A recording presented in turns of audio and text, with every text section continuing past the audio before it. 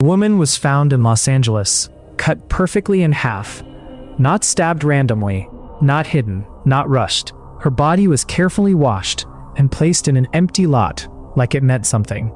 No fingerprints, no weapon, no confirmed suspect.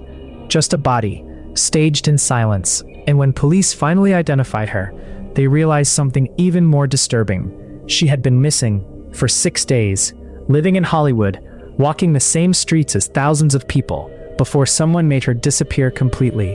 Her name was Elizabeth Short, but the world would rename her something darker, the Black Dahlia. And what happened to her would become one of the most disturbing unsolved murders in American history, because even after 75 years, nobody knows who did this or why it was done so precisely. Elizabeth Short was born in 1924 in Boston. Her early life was unstable. Her father ran a business that collapsed during the Great Depression, and at one point, he disappeared completely. His car was later found abandoned on a bridge, and people believed he had taken his own life. So Elizabeth grew up with absence, a missing father, and a struggling home.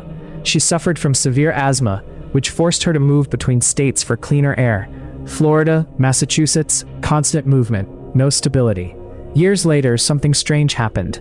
Her father, believed to be dead, reappeared in a letter. He was alive, living in California. At 18, she moved to live with him, hoping for a new start.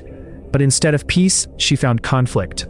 Arguments began, distance grew, and once again, she was alone. Los Angeles in the 1940s was not a city of dreams. It was a city of illusions. People arrived every day believing they would become stars. Most never did. Elizabeth Short became one of them. She told people she wanted to act, but she had no film credits, no roles, no real breakthrough. She survived by moving through clubs, hotels, and temporary connections. Some people described her as charming. Others said she liked attention. But the truth was simpler. She was a young woman in a city that swallowed people, who had no protection, and she was drifting, quietly, closer to disappearance than success. At one point, she became involved with a military officer named Matthew Gordon. He reportedly planned to marry her, but before anything could happen, he died in a plane crash. Another loss, another collapse of stability. By early 1947, she was back in Los Angeles. No fixed home, no confirmed job, no strong support system, just movement and silence.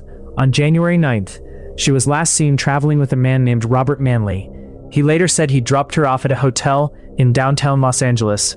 She said she was meeting her sister, but that meeting never happened. And after that moment, Elizabeth Short vanished completely. No clear timeline, just a blank space in history. On January 15, 1947, a woman walking through Leimert Park noticed something in a vacant lot. At first, she thought it was a mannequin, but as she got closer, she realized it was a body. Elizabeth Short had been discovered. Her body was positioned unnaturally, cut at the waist, her mouth carved into a permanent smile, and left in a way that suggested intention, not chaos. The crime scene didn't feel like panic. It felt controlled, deliberate, almost staged. Police launched one of the largest investigations in Los Angeles history. Hundreds of suspects were questioned. Over 500 people later confessed to the crime, but none matched the evidence. The case became overwhelmed by media attention. Newspapers flooded the story, and instead of clarity, confusion grew. Reporters gave her a name, the Black Dahlia, inspired by a film at the time, but the name changed everything. Elizabeth Short stopped being seen as a real person and became a symbol, a mystery, a headline. And that distortion pushed the case even further out of control. Then something even stranger happened. A man called the newspaper claiming responsibility.